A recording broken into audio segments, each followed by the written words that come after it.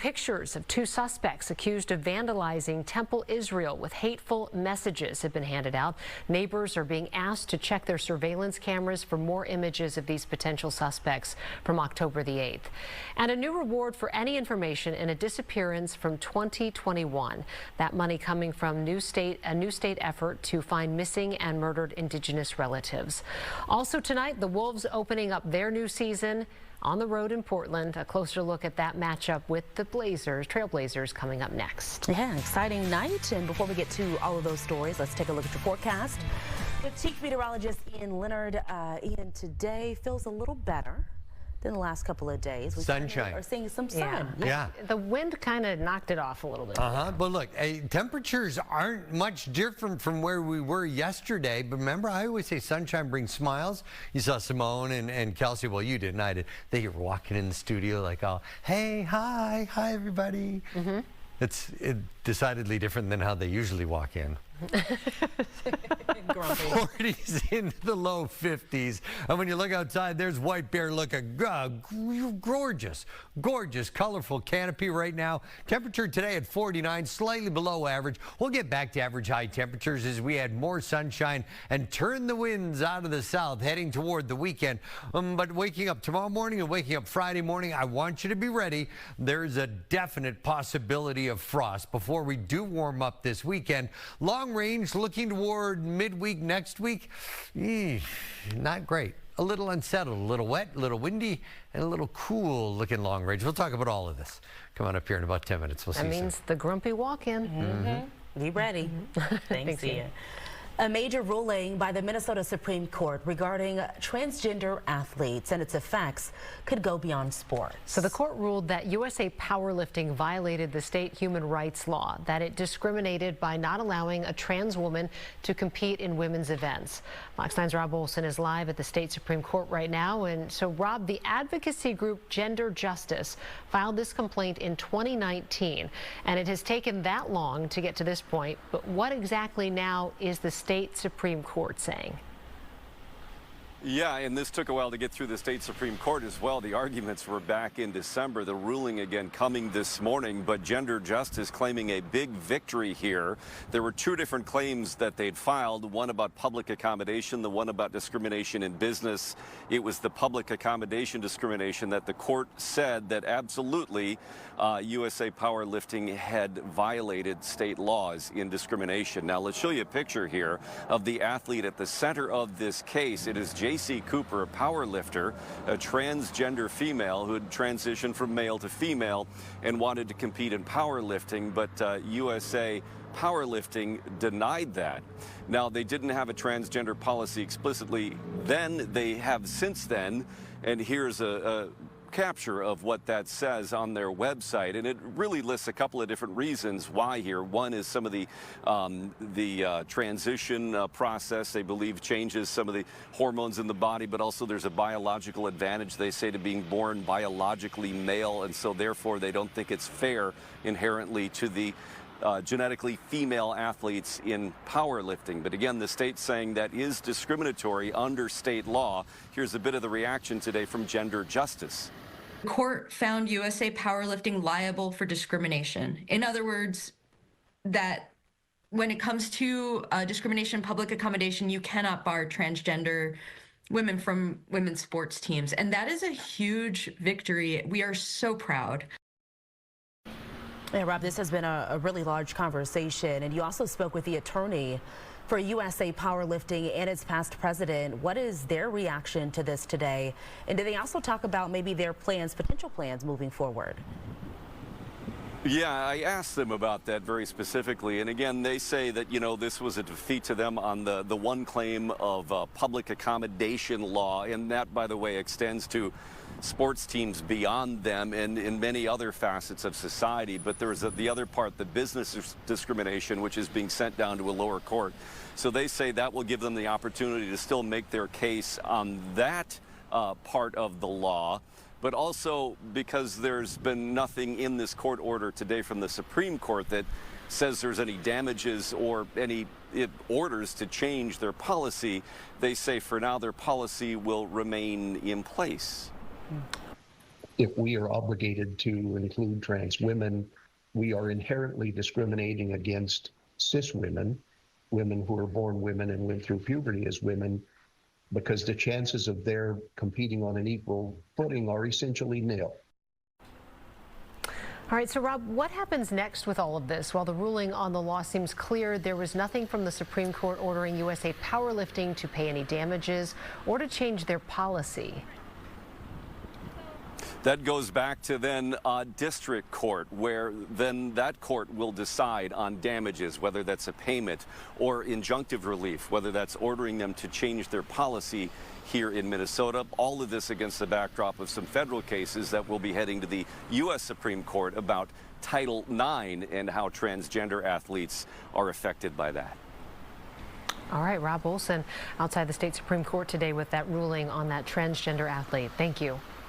Well, still no new deal for Minneapolis teachers, and that means union members will vote on a possible strike starting tomorrow. Yesterday, the Minneapolis Federation of Educators and the school district had another mediation session. They didn't reach an agreement, so now a strike authorization vote is happening. The vote will be held tomorrow, Friday, and also Monday. This all comes less than 18 months since ratifying their last deal. Well, some parents in Chisago County are sounding the alarm over a school safety concern. The Annunciation mass shooting has them looking for help keeping their kids safe. And Fox 9's Corin Hoggard is out there live now. So, Corin, let's talk about this from a broad perspective. What is the biggest concern with the school right now? Yeah, Kelsey, they do have more than one concern here, but the main concern is classrooms without doors. Up there on the 3rd floor of Chisago Middle School, Chisago Lakes Middle School, the classrooms don't have doors. They have curtains where doors would be, and this is actually an issue the school district has previously highlighted back when they had a $64 million referendum that included some school safety measures in it. That was on the ballot back in May. The first lockdown drill of the year is always kind of when we have what I call the conversation about a kid will say, what are we going to do? Ideally, you want to be able to lock down in the area that you're in, but we can't do that without a door, and we can't do that with a room divider. Yeah, and Corin, it sounds like a lot of parents have raised questions about how exposed these children are in these makeshift classrooms. Yeah, Kelsey, it becomes a concern for a new set of parents every year. I'm told that that 3rd floor up there is mainly for 8th grade classes, and so every year there's a new class of 8th graders who are potentially exposed up there. I should mention, though, you know, this is a kind of school where I can see still some bikes that are parked out here. Kids park them and they don't even lock them because they just feel safe here. But some parents feel that that maybe gives folks a false sense of security. People do act like we're in some sort of a bubble here in Chisago County. We're far from the cities, far enough that we do feel safe. But if you look at it, it's getting closer and closer to this area, all of that crime and all of that.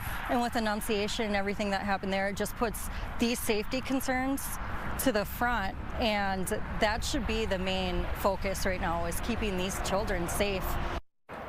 And Corin, the referendum failed, and they still don't have the doors. So what is the next step or possible solution? Yeah, the school district is going to try another smaller referendum coming up in February. So parents are hoping that, you know, by focusing more narrowly, maybe that referendum will pass. There's also the chance for some state funding. Ever since Annunciation, there's been discussion of a potential special session, but, you know, Governor Walz most recently has said he's probably not going to call a special session unless there is an agreement on gun safety measures. He does want to include hardening of school targets, but among Republicans, the hardening of school targets and mental health funding are all that's really on the table. And so, you know, this is probably something that's going to simmer here for at least a few more months. All right, we will continue to follow it. Thank you, Corin Hoggard, tonight in Chisago County. Well, it's been 2 weeks since vandals hit Temple Israel in Minneapolis, and now police are sharing pictures of 2 potential suspects, and they want the public's help in finding them. MPD says the 2 were on bikes wearing dark-colored hoodies, blue surgical gloves, and masks. They are suspected of spray painting hateful messages on the temple on October 8th. Investigators are asking neighbors for footage from that night between 2 and 3 a.m. So if you have some video or have some information, please reach out to Minneapolis Police. High-temper weather on the 9s once again, and things have calmed down a little bit outside, not nearly as brutal as yesterday. Oh my goodness, last night's dog walk. I meant to send you a picture, Ian, because I was bundled. Like really The bundled? sweatshirt pulled real tight. Yeah, I was really with the hood on, and then but like the Halloween decorations and the when people had flags outside of their homes, Yeah. all you can hear. What? See, that's exactly the same. You're good at sound effects. You didn't know, hidden talent. It's very. Yeah, that. Yeah, and then you're like, come on, Ace, that's the dog. Like, let's hurry this along. Isn't it funny though how dogs are just kind of like, yeah, this is, and I'm like know when you're freezing. Yeah, no, I get it. I was out with Baxter this morning, so I know exactly what you're talking about. It wasn't as windy today. And once we lost the real heavy cloud cover and the winds went from strong to a decent gusty breeze, it wasn't a bad afternoon, and the sunshine really helped. A high today of only 49. Our average high is 55. Record high, don't even think about it. So with White Bear Lake in the background and a glorious multicolored canopy of leaves, let's talk about frost possibilities. So to do that, how about some frost averages here? Now, when you look back at our averages, our first light area frost comes the first week of October. We didn't have that this year. The first widespread frost, we were pretty much right on target last week, although the heart of the metro was spared. Our first hard freeze comes a couple of days before Halloween. We should be on target for that. When I say the metro was spared, we call it the urban heat island effect. The heart of the city just holds on to whatever warmth is around and resonates it off through the night. Same thing happening tomorrow, same thing happening on Friday. Heart of the metro won't go below freezing, but outlying areas, including the outer ring suburbs, yeah, it's time to protect those perfectly magnificent mums that are on most folks' front porch. Kelsey, you have mums? I tried, and then we lost them during that stretch without some rain, you know, and I forgot to water them. We lost them, so I'm trying to get some new moms. Just need a minute. I know. Moment of silence. Okay, I'm fine. Look, as we head toward the weekend, it's going to get warmer and sunny, but then a little unsettled with some much-needed rain for Kelsey's mums next week. I'll see you here in about 10 minutes. Hey, why didn't you ask if I had mums? Oh, I'm sorry. Simone, do you have mums? No, but I just wanted you to ask. Just wanted to feel included. I can't. You're done. All right, thanks, Ian.